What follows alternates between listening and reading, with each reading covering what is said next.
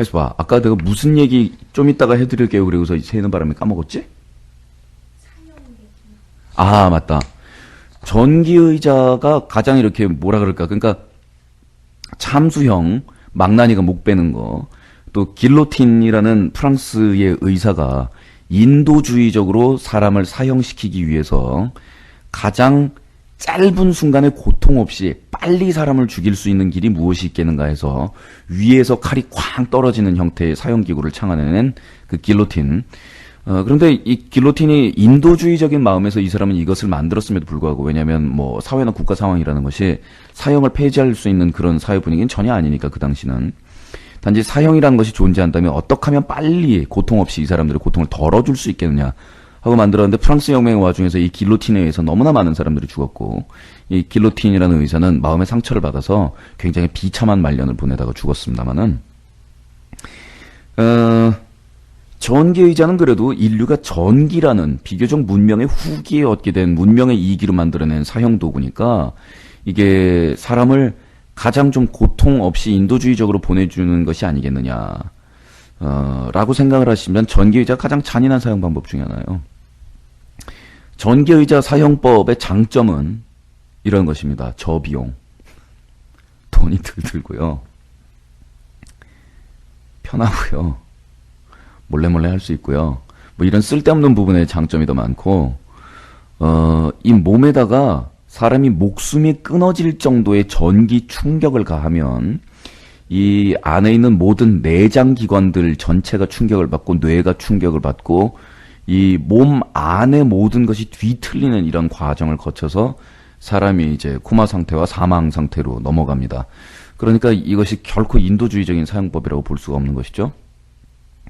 스콜피언스의 블랙아웃 앨범을 보면은 그 기타리스트인 루돌프 쉔커가 그 포크 같이 생긴 걸로 눈을 이렇게 막아놓고, 선글라스는 아닌데 그걸로 눈을 꾹 눌러서 막아놓은 상태로 이렇게 절규를 하고 있는 장면이 있는데, 그게 이제 블랙아웃이라는 건 의식이 꺼지는 그 상태에 대한 표현이고요.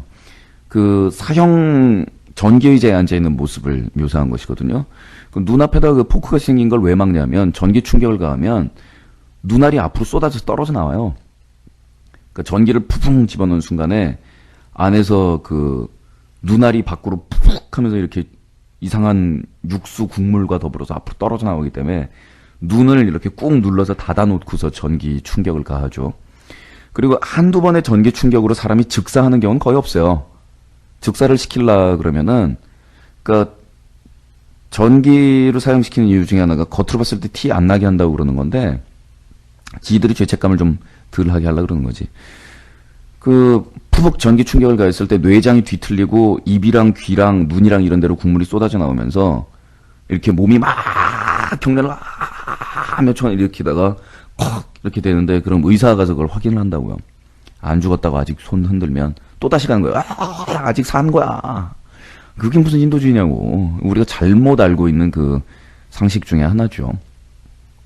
제가 볼 때는 인도주의적인 사형이라는 건 없는 것 같아요.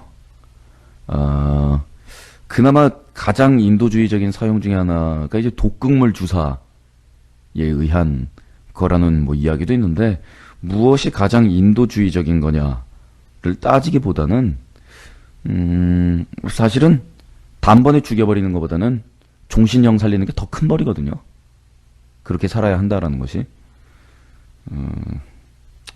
거기다가 그 인간이 인간에게 사형을 언도한다라는 그 행위, 그 자체가 과연 인간에게 허용된 행위냐, 상대방이 저지른 죄가 정말로 인간 이하의 짐승으로 생각되는 그런 죄라고 하더라도 상대방이 신을 닮은 인간의 모습을 하고 있을지언정 그 목숨을 끊는다는 것이 과연 인간에게 부여된 권리냐. 그리고 999명의 극악한 범죄자들을 사형대로 보내는 옳은 판단을 내렸는데, 한 명 정도가 잘못된 오판에 의해서 목숨을 잃었다면, 그 시스템에 의해서 목숨을 잃은 그 한 명의 소중한 생명은 과연 누가 보상을 해줄 것이냐. 그 인간이기 때문에 오류가 있을 수 있다라는 그 판단 때문에 그 사형제도 자체에 대한 어느 것이 더 인도주의적인 방법이냐보다는 그 제도 자체의 정당성에 대한 의구심이 저 같은 경우에는 더 큽니다. 그리고 또 억울하게 사형을 당한 사람들, 또 힘없는 사람들을 희생양으로 삼아서 사형시켜버리고 보내버리고 이런 것이 민주주의가 잘 발달돼 있다라는 나라에서도 그 나라에서 소외받고 힘없는 계층들한테서 심상치 않게 자주 일어나는 현상이라는 것을 생각할 때 우리나라에서 사형을 언도받고 사형당하는 사람들 가운데서 과연 우리가 뒤돌아서 생각해 볼 만한 사람은 없는가 하는 것들을 생각할 때는 좀 갸웃갸웃해지는 그런 부분이긴 하죠.